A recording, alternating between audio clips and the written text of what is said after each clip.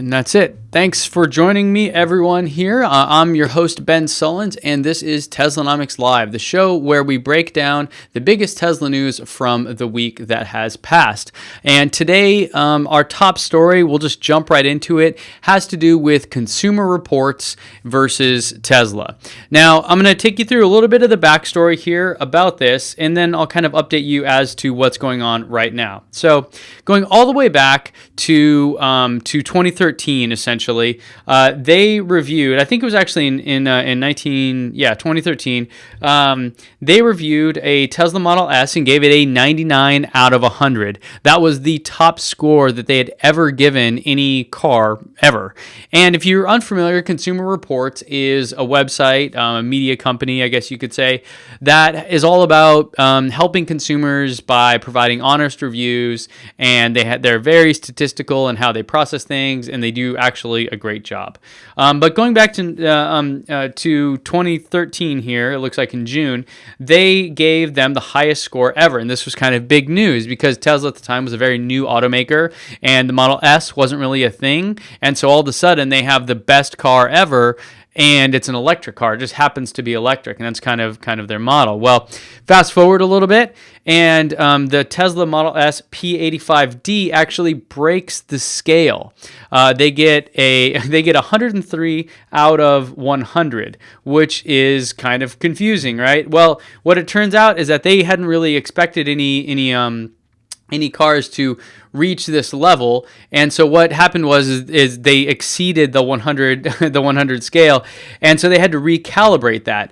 And in doing so, one of the problems with this, or one of the challenges, was that they didn't also recalibrate the scores for everyone else. So it was kind of unfair that with the Tesla Model S, it got its score adjusted because of the new scale, but no one else did. And that was kind of like, I don't know, that was kind of a bad thing. I think that was kind of lame. So anyways, fast forward, it's like, hey, they rated it the highest one before, and then this one broke the scale. Things are just going great for them, right? In terms of Tesla and what they're doing. Now, I'll read you a little bit about this article. It says, because they weren't 100% perfect on it. They said, in rating it, however, we faced a quandary. The Tesla initially scored 103 in the Consumer Reports rating system, which by definition doesn't go past 100. The car set a new benchmark, so we had to make changes to our scoring to account for it. Those changes didn't affect the scores of other cars. See, to me, that's messed up. That doesn't make sense. To be clear, the Tesla's 100 score doesn't make the P85D a perfect car. Even at $127,000, it has imperfections. The interior materials aren't as opulent as other high-ticket automobiles, and its ride is firmer and louder than our base Model S, which I don't know about this specific firmer and louder, but the materials not being as opulent as other high-end cars, totally get it, agree. I think it's a different mindset, but I agree that's true. Then they continue. It's also important to note that our rating system doesn't include Tesla's reliability. The Model S has average reliability according to our owner survey responses. So while they're saying this car got 103 out of 100, they're also saying that it has average reliability.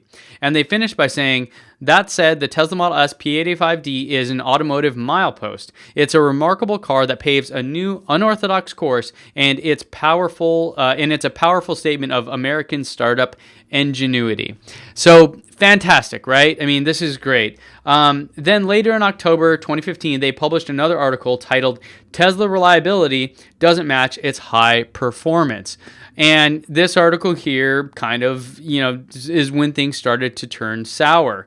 The survey that they do was finding that the Model S had too many problems to recommend it. So they no longer could recommend it.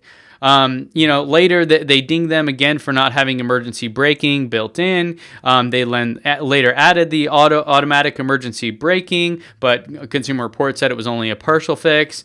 Eventually, the Model S regained its top ranking for the ultra-luxury sedan. And just last week, Consumer Reports, this is where the current stuff is happening, Consumer Reports published their ranking for the upcoming Tesla Model 3. Now, here are some bits from that report, and I'll pull it up on the screen for you here. So, Yeah, apparently, things are getting better. But it's really, yeah, it's got a little bad here. So the Tesla Model S owners, this is from Consumer Reports, owners reported their car's reliability has improved in Consumer Reports' latest survey, giving the EV sedan its first above average rating. Because of the Model S's improved rating, the all-new Tesla Model 3 EV predicted reliability rating has also improved, rising to average in the Consumer Reports rankings. That's because Tesla's less expensive Model 3 borrows much of its technology from its bigger brother. Consumer Reports doesn't have data yet specifically on Model 3 owners, but it makes predictions on every new and redesigned vehicle based on the manufacturer's history and data from the vehicle, the vehicles that share major components.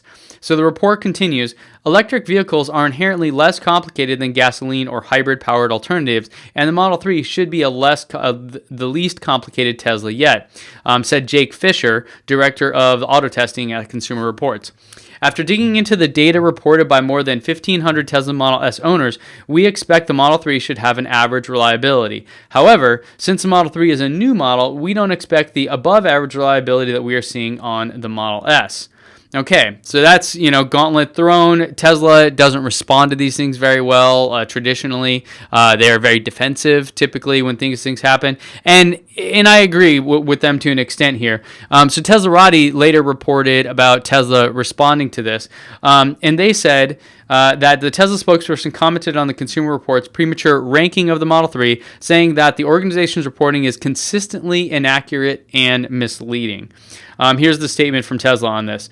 Consumer Reports has not yet driven a Model 3, let alone do they know anything substantial about how the Model 3 was designed and engineered, says the Tesla spokesperson. Time and time again, our own data shows that Consumer Reports' automotive reporting is consistently inaccurate and misleading to consumers. So, what about the part where they ranked it 103 out of 100? Is that misleading as well? I don't know. I mean, I just don't like the tone. Tesla, I understand they need to defend their brand and this stuff, but it's just a bit harsh, I feel. So, yeah, there you go. Now, on Jalopnik here, Consumer Reports fired back, and they said, this is according to them, first, Tesla appears to be unhappy that Consumer Reports expects the new-to-market Tesla Model 3 to be of average reliability, which is generally a positive projection for any first model year of a car. This expectation is based on Consumer Reports' 2017 annual reliability survey, measuring that dependability as opposed to the satisfaction of more than 300 car models. Model year 2000 to 2017, using the responses of individual owners of more than 640,000 vehicles. We provide this information to help people make informed purchasing decisions as new products reach the market. So, and this is all in here. You can read it from Jalopnik. They have the entire statement. And to me, the part that gets a little fuzzy is about how they measure it. So here goes. Consumer Reports conducts a battery of 50 standardized tests across all vehicles we review. This is their statement. We have a lot of mileage in this area. I totally agree. We also continuously update our ratings as new surveys are conducted, and we test the cars we purchase to reflect the current realities of what consumers should expect in the marketplace. And they have this big thing here, but just so you know, one of the reasons why Consumer Reports is so credible is it's not like, for example, like my channel is called Teslanomics. If you ask me to talk about Tesla, you can guess that I'm going to have a bias, as basically any human does, right? The only opposite of a bias is somebody looking at a spec sheet, no person talking to you, just literally looking at specs of something. And so when it comes to Consumer Reports, one thing that's helped them is that they don't get things for free. So Tesla doesn't send them a car to review. They go and buy it themselves anonymously and then review it. So there's no gifts, there's none of that stuff. So they kind of have a statement in there, which I think is it's we all know that. But anyways. So the Model S rating has changed over time, going up and down as new data becomes available. So that's kind of what they're saying is like, hey, this car isn't necessarily bad, and we're giving it an average rating based on what we know, and it's a new car. It shares a lot of stuff with the Model S, and that the average rating is actually an upgrade from the previous one. So, my take is, Consumer Reports is good at what they do. I don't think you can really argue that. I think that Consumer Reports has a long history of being credible, and they do these things incredibly well. But I also understand how the average rating doesn't really sit well with Tesla because they don't really see their cars as average, and to them, everything should be the greatest thing ever. And we all know that that's unrealistic, right? But on a lot of times they do deliver and they do exceed expectations, frequently. So I understand why they're taking beef with this. Now, the thing I really don't like about this part of what Consumer Reports does is that they're basing it on surveys. And people are inherently bad at telling the truth or even knowing what is factual and what isn't. And this is why the world I live in, the world of data science, we don't survey people directly often. It's far better, let's say I'm building a new website, to show you a different version of that website without you knowing, to measure your response. In fact, many of you on my email list may or may not know, when I send you guys reminders for this live broadcast and a few other things, I send multiple versions of that out and to see which ones do better, which email gets opened more, which one leads to more people registering on Crowdcast and those kind of things. So this is kind of how the data science, framework works, is we do randomized testing, because if you just ask people, hey, which title do you like more in this post, or, which one do you like more, people are really bad at judging those things. And there's a long history of this. This is why data science is so incredibly popular right now. So the method of which Consumer Reports goes about this, by simply surveying people and asking them how their cars are, is maybe a fair, like it is a way to do it, but I argue it is not valid if to really measure the reliability of something. So so I think the method is flawed. I think Consumer Reports overall is good. And when they do get their hands on a Tesla Model 3 and they do get to review one, I will feel confident about that. I think that part of their company is really good. So I'm curious what you guys think. Please leave me a comment. Let me know after this video posts, and we can talk about it down in the discussions below. All right, so next up we have TeslaCon, and if you're unfamiliar, we're doing this online gathering. So myself and many other media personalities in the EV and renewable energy space are coming together in a conference. Essentially, we'll have featured speakers, we'll have a keynote speaker, just like you would go to a conference to see some of these people talk. You can do it now online, and tickets are going to go on sale hopefully next week. I have a few more things to button up, but we're adding new speakers daily. You can go learn more at teslacon.online, including some of the folks that we have there now. So a lot of the people that you probably are familiar with online, if you guys follow many of us. So you can go check that out and get on the updates, and then that way you'll get the early bird pricing. And then after that, it'll just be general admission. So you don't want to miss that if you're interested in this at all. Guaranteed it would be cheaper than going to the exact same version of this in a physical location. So it's not free because it does take a lot to put this together, and there's a ton of work and expense associated with it. But we are going to make it much more affordable than what it would be to go to a physical in-person event version of this as well. Okay. Next, I want to talk about something I'm long on, and this is Tesla expanding in China. So the Wall Street Journal reported, and I'm showing you the Teslarati article here, that Tesla has struck a deal with Shanghai to build a factory in China. So a couple details about that. They recently opened up this free trade zone in China, and that means that you no longer have to have a local partner. That means that you can own 100% of it and do it, which is going to encourage more companies to manufacture things there, versus how you had to do it before, where you had to have a local partner, and that kind of added a bunch of costs and all that. So Tesla apparently has struck a deal. They're going to be doing it. No surprise to many of us. I've talked about it many times before. I think it's great for the company. I think that as the market grows and EVs become more prevalent in the world, this isn't going to be uncommon. You're going to see this happen a lot. They will still incur the 25% tariff, the import of a car to China, but they'll make it over there. So the shipping costs and a lot of those things, sourcing the materials, all that kind of stuff will be done one will just be a lot cheaper. So overall, it's going to be cheaper, even though they still have to pay the 25% import tariff. So if you're wondering, why China? So for the record, from my understanding, these vehicles produced over there will be sold there. So you might be thinking like, wow, that's crazy. Like they have all these customers in Europe and the US still. Why aren't they building a plant here? Well, we don't know that they aren't, but China is the world's largest EV market. And there's a website here which tracks this, ev-volumes.com.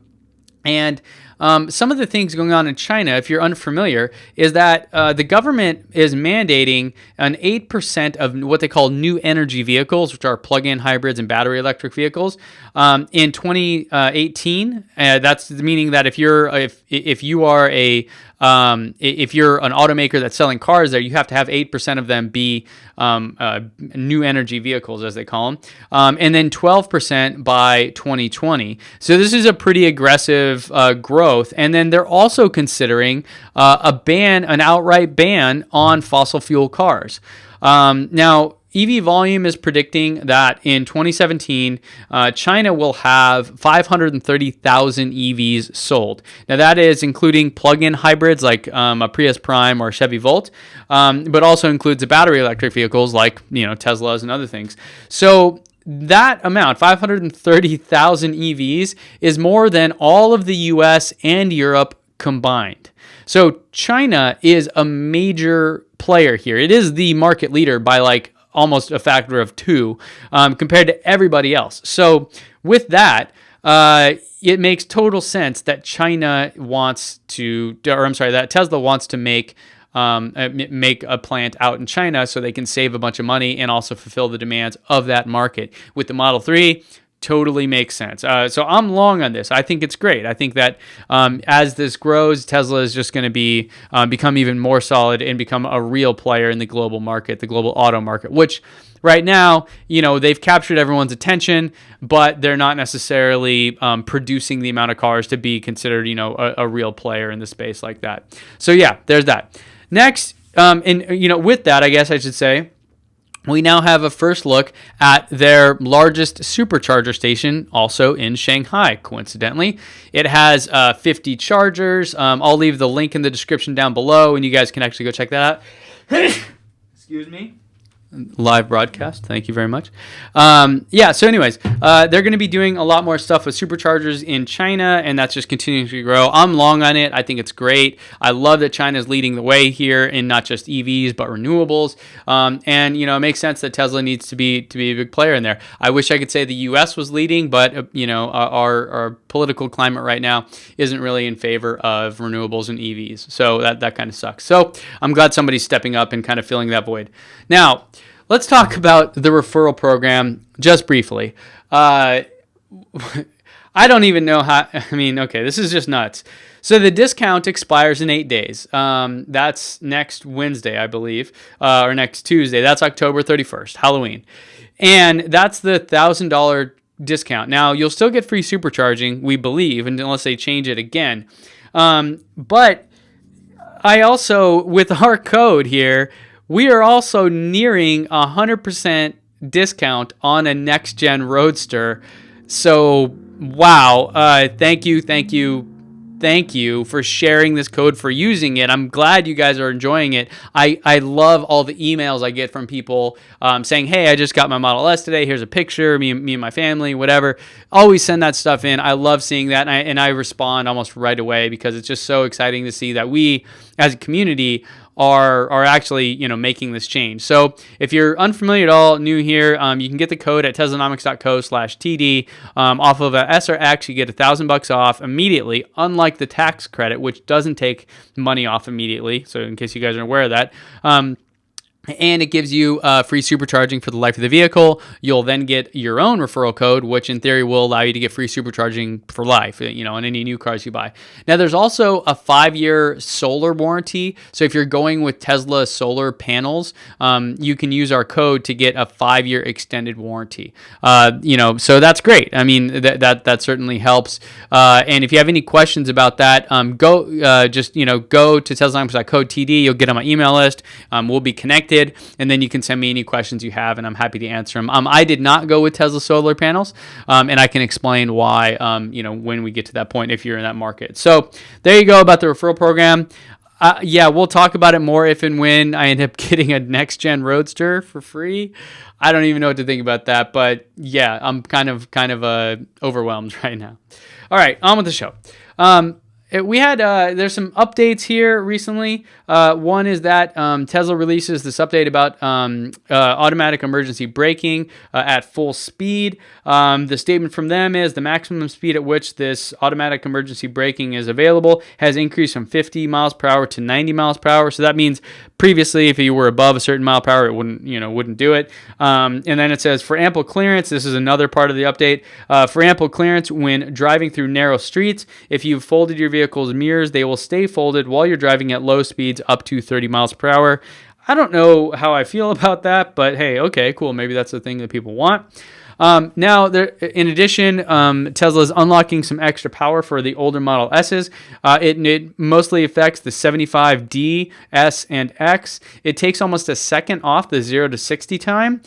This is a hardwire update, meaning you need to go into the service center. And I think they could do it over the air, but it's just a matter of probably transferring the update, the data, and all that stuff. It's just better to do it when you can plug directly in. And really, the only reason I mention this is because the car just keeps getting better, right? What other cars do you know get faster and better over time? This is nuts. This is one of the things about owning a Tesla that's so incredible. That, in fact, many of the other EVs don't even, they don't even have this ability. So there you go. Now, you want to run through these next ones a few minutes, pretty quickly, and then we'll get into the Q&A. So, okay, Futurism is a site I like. Here's an article. Elon Musk, the AI in Tesla cars will be able to predict your destination. Can we stop calling everything AI? So what they're saying is, okay, there are a couple tweets here. James Harvey asked, hey, would it be nice to cool my car and ask it to take me somewhere? Elon's like, yeah, you don't even need to ask it. It'll just know. In fact, they've already mentioned this before. And if you think about it, how hard would that be? I don't know. Most of us probably get in our car around the same time every morning and go to the exact same location. In fact, that's what Elon basically said. Yeah, you don't need to be Sherlock Holmes here. So can we stop calling something like that AI? I mean, it's smart, maybe. It's like more intelligent, but I just kind of feel like these are how things should work. AI is really like a totally different level of things. So anyways, I was just kind of short on that. I love the site, but this was kind of ridiculous. Okay. Now, in the even more ridiculous category of things, you can get an Elon Musk air freshener that may or may not smell like Elon Musk. And according to the creators, the smell is quite leathery with low notes of rocket fuel. If you get this, first off, you'll have to tweet me and explain to me what's wrong with you. Then you'll have to actually send me a video of it because I would love to see what's happening here. And I'm really curious if Elon cares at all about this kind of stuff. Oh, man. Okay. Last but not least, we'll cover a couple things here, and then we'll get right into Q&A. Now, the Q&A section, for those of you that are new here, first off, thanks for joining me, happens on Crowdcast. And we do it there because it's nice how it separates questions for regular chat. I'm sure if you're watching on YouTube, there's all kinds of chatter going on, maybe some questions, whatever, but things just fly by. You can't make sense of it. On Crowdcast, that's not the case. You ask a question, it goes into a separate area, and then people vote on it, people comment on it, etc., and we can really kind of have a discussion. So that's why each week I email everyone on my list, and you can get on that at Teslanomics.co, and then from there, you'll get the invite, and we can have a more interactive discussion. But before we get to that, we need to talk a little bit about YouTube. And I may do a video on this. You maybe don't care. So if you're watching this after the fact, I don't know, skip forward a minute or so. But what happens is these videos are monetized, right? Like Teslanomics is my main form of living. I have a family, I have a house. This is how I provide for them, and I have a team. I have an editor, and I have a copywriter, and I have a couple other people that help me with little things like that. So this is a business, right? I love what I do. I'm passionate about it. I'm glad that you guys join me, and I'm so thankful for everything. Even just watching a video helps. But when YouTube does this thing where it demonetizes video, it really puts people like me at risk of trying to figure out some other option of survival, because here's what happened. This live stream you're watching right now was demonetized before it even happened. So you can see right here, monetization status. Limited or no ads due to content identified as not suitable for most advertisers. Every time I request a manual review, it works. They approve it. And I can't tell you for the life of me what at all it would flag it. But me and many other YouTubers seem to be getting hit by this more and more. And while, yes, they do eventually monetize it, the bulk of views on a video, which are, it's where the ads roll in front of, and that's how you make money, the bulk of those come in the first week or two. And so if it takes them 3-4 days to review it, you've lost, 60-70% of the money you would make on that video. So yeah, this sucks, but I thought since we're here, I would share that with you and just kind of show you this process, right? So here you go. Right now, we're only able to review videos with at least 1,000 views in the past 7 days. We'll review a video when it reaches that threshold, and you can give your final decision usually within a week. Yeah, by then the video will be dead, because during the whole time you're not going to be sharing it on YouTube. You're not going to be recommending it to new people. And there you go. So we'll see what happens. But it just blows my mind that they demonetized a video here prior to it even happening. Like, there was no video there, but they demonetized it in advance. It's like the Minority Report, the pre-crime division or something. So anyways, I may do a video about that later, but right now I just wanted to share that frustration with you and anyone else that is also maybe a creator watching this. Okay, now we're going to get into questions. I'm going to stop sharing my screen on Crowdcast, and I'm going to go full screen on the questions, and we're going to start answering them. Let me just double check YouTube. Yep, looks like you guys see what's going on here. Man, it looks like Tesla's down. Oh man, bummer, down to 340. So there you have it. Now, can I move this around? What can I do with that? Okay, so I've got double cameras here. You can see going every which way. All right, so we'll start answering here and go from there. Hi, Ben. How and where will the front license plate be attached to the Model 3, since it appears to be no designated space for it? So far, I haven't seen any Model 3 photos. Give me insight at this point. Thank you, Ben, Don, Inland Empire. Yeah, and there you go. So it looks like Aaron and a few other people responded to you already. There is a... I don't think I can share my screen while this is up. There is a post on Electrek. Okay, so I hit that. Okay, it doesn't look like I can do it. There is a post on Electrek. I'll put in the description, which shows a photo of it.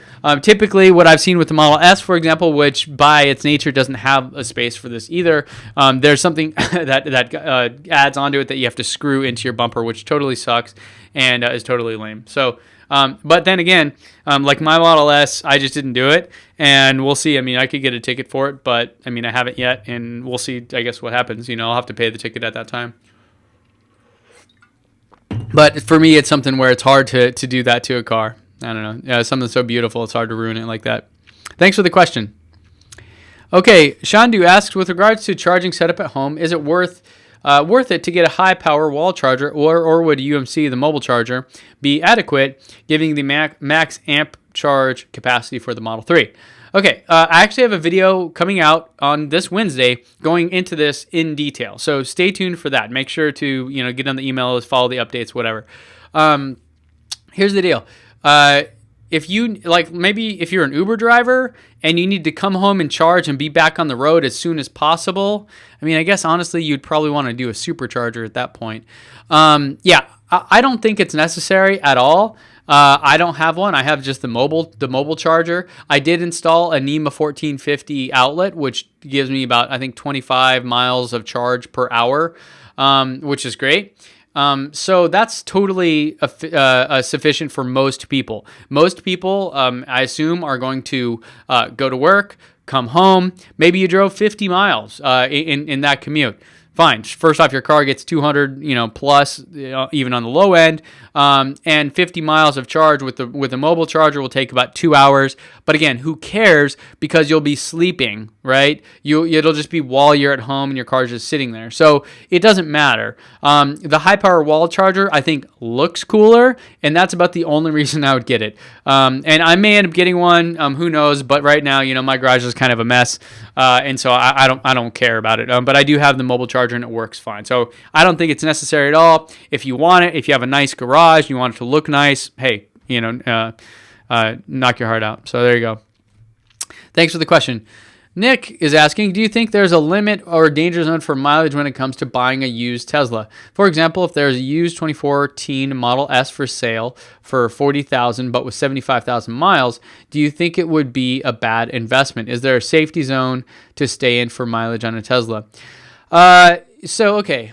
If we talk about the batteries, we're looking at 500,000 miles or more. So what is that? Close to 800,000 kilometers. And then the powertrain, the motor itself, is rated at 1 million miles. So these cars are going to last a lot longer than a regular car, just by the main components anyways. You'll of course have things like tires and brakes and windshield wipers or stuff to deal with like that. But the main parts of it are going to stay intact and last a lot longer according to the data we have now. So I would totally be fine buying a used Model S. $40,000 for something with 75,000 miles seems a lot to me. Unless it has autopilot, then it might be. Then I would see that working.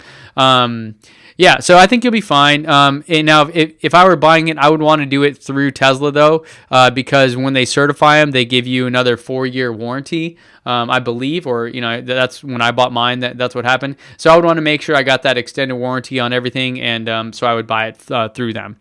But yeah, in terms of the miles, I don't think 75,000 miles is a lot for one of these cars. I mean, realistically, we're looking at 300,000 to 500,000 miles before you really need to be worried about stuff. So you have plenty of runway there. Thanks for the question. Dane asks, do you ever see Tesla being bought by Apple, Google, or such? Oh, great question. I feel like Tesla's like Elon. I don't know. I feel like maybe on a personal level that they wouldn't want to do that. It's not something that they would want. But from a business standpoint, I totally could see Apple buying them. Google, I don't think so. There's just too much clash with the development life cycle and products and all that. Maybe Amazon, although I know Bezos and Elon aren't the best of friends because of SpaceX versus Blue Origin. But hey, business is business.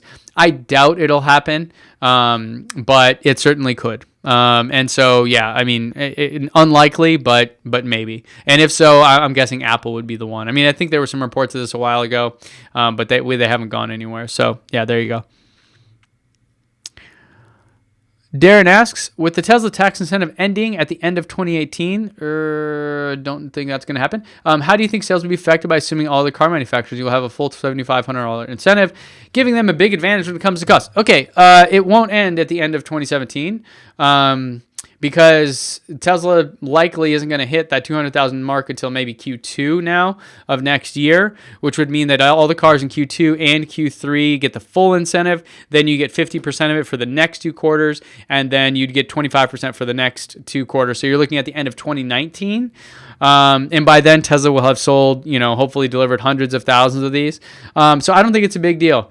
And actually, a few other car manufacturers are pretty close too. I believe Nissan is pretty close.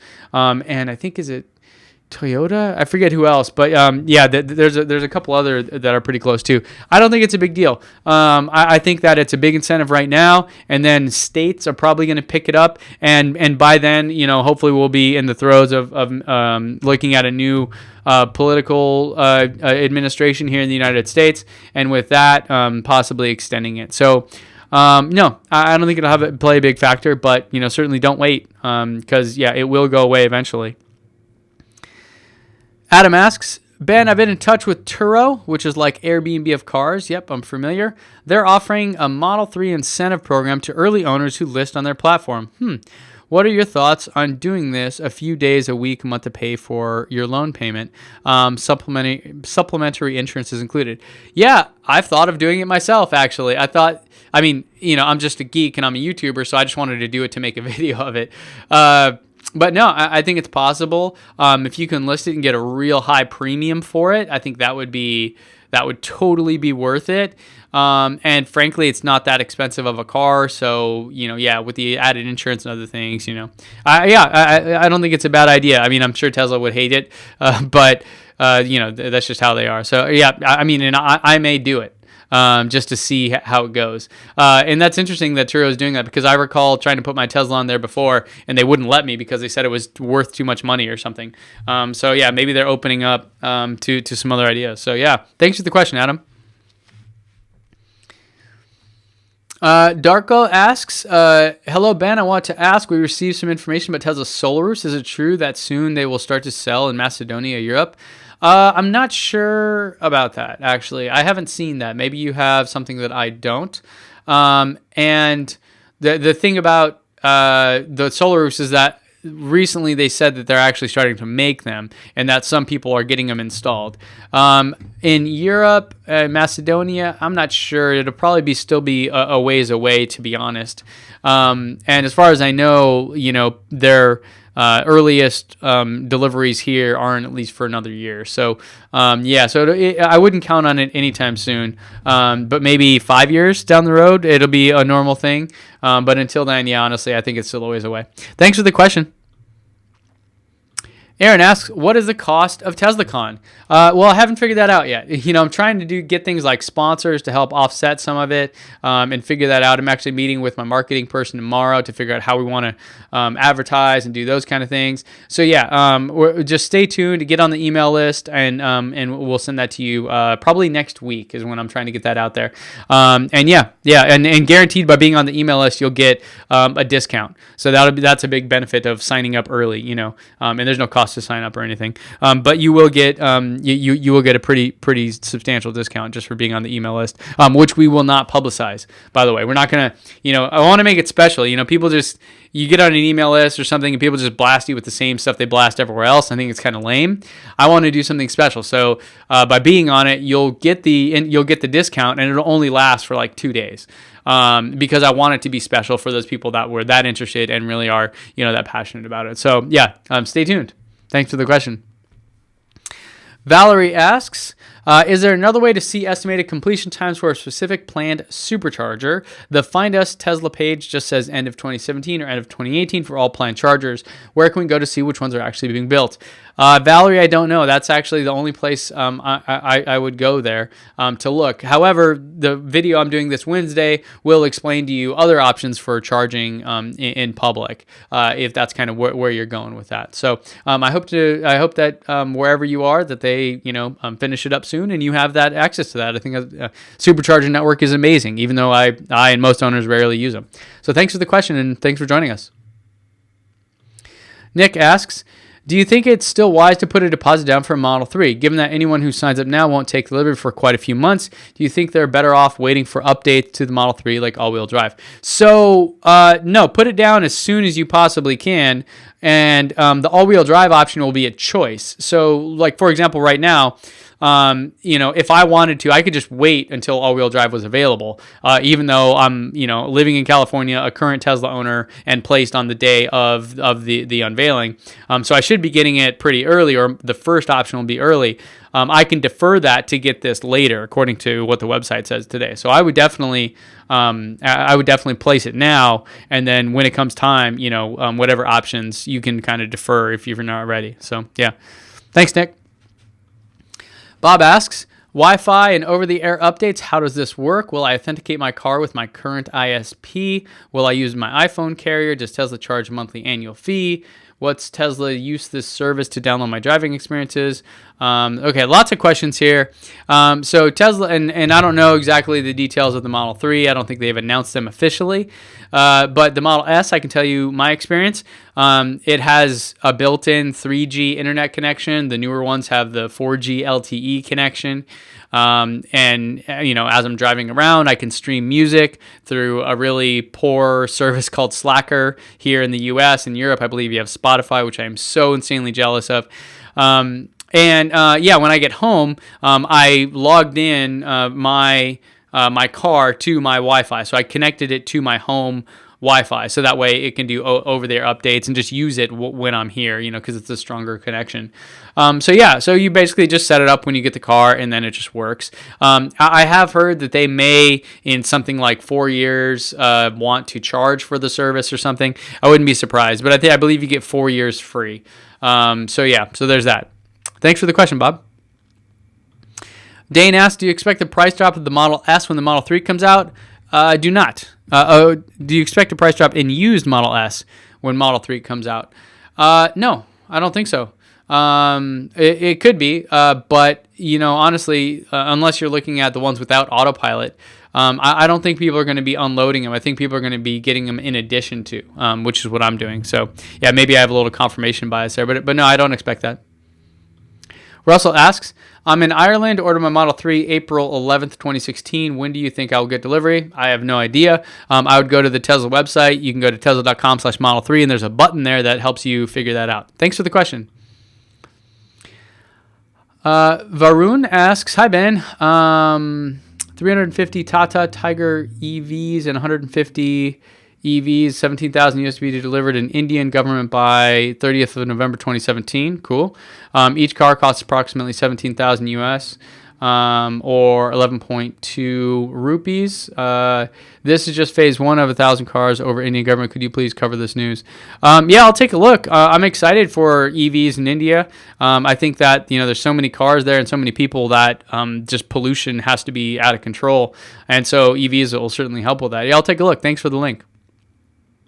Ronnie asks, hi, Ben. Oh, let me try it again. There you go. Hi. Ronnie asks, hi, Ben. Love what you're doing. I plan on using my VW emissions buyback as a down payment on a Model 3.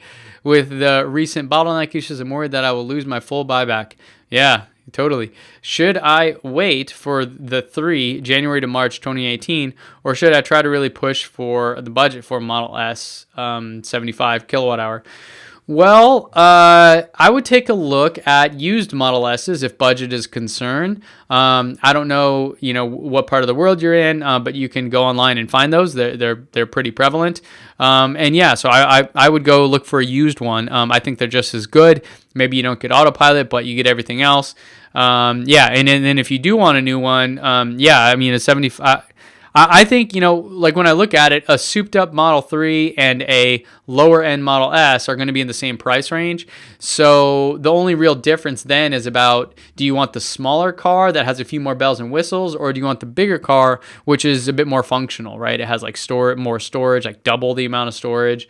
And things like that. It's just a more comfortable car, more screens and all those kind of things. So, yeah, I think that's a great question for a lot of people. I'm in love with my Model S. I've ridden in a Model 3. I got a test ride up at the Fremont factory. It's cool. I'm excited to get mine, but I don't think it's in the same class necessarily. I completely see how the Model S, in my mind, is a more luxurious, bigger, better car overall. But I will say that the Model 3 is still a fantastic car for what it is. So, yeah, it's a personal preference question, man. But best of luck. And if you are going to buy a new Model S, of course, use our referral code. I'm sure you've heard me say it. It's on the screen on YouTube. And if it's available, I don't know. We may run out this week. I don't know what's going to happen when we get to 55 referrals, which is the theoretical limit. So we'll see. Thanks for the question. Daniel asked, do you think Tesla will add solar to their cars to run without charging? No, I do not, because it's just not, it's not enough.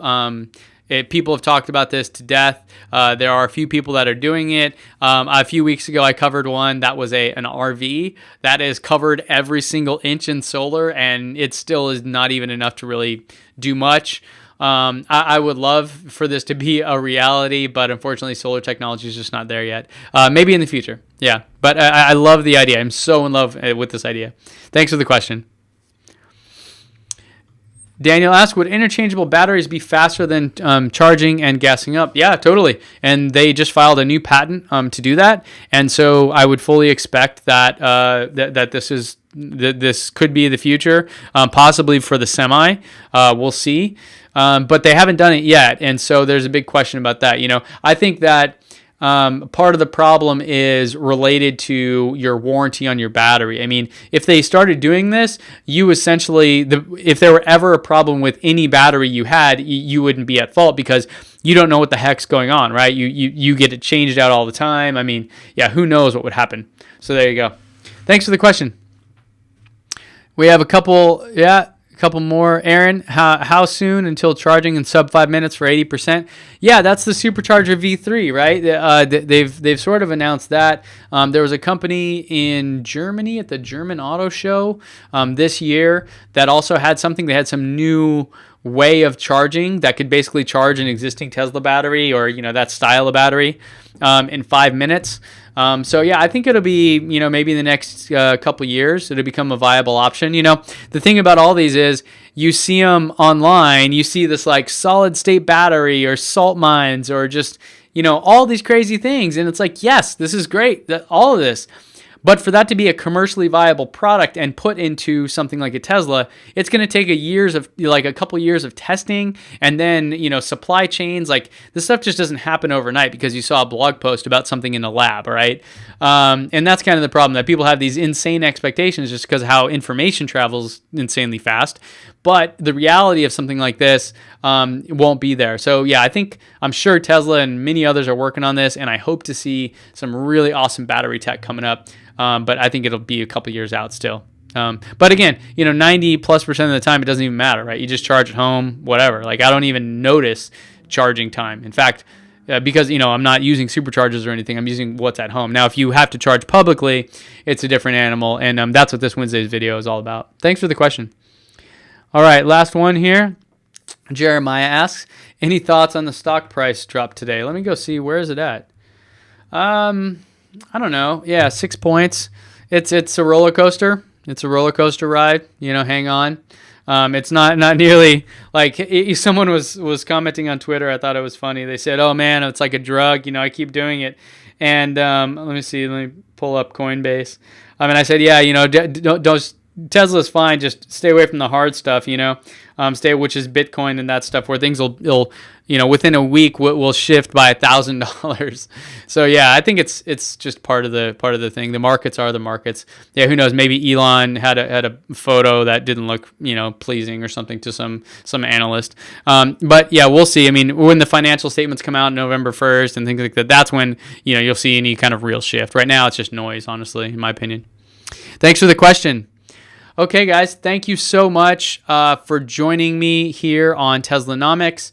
If you aren't on the email list, please go to Teslanomics.co and get on it. That's where I share everything, and I do share exclusive things there that aren't anywhere else, so there is a real added benefit. Lastly, if you are looking to buy a Tesla, of course, use our code, Teslanomics.co TD. And before I cut this off, let's see if maybe they monetize the video. Let's see. Nope. Okay. Yeah, we'll see. They're going to review the video. Anyways, thanks again for joining me. And don't forget, when you free the data, your mind will follow. Thanks again for watching. Cheers.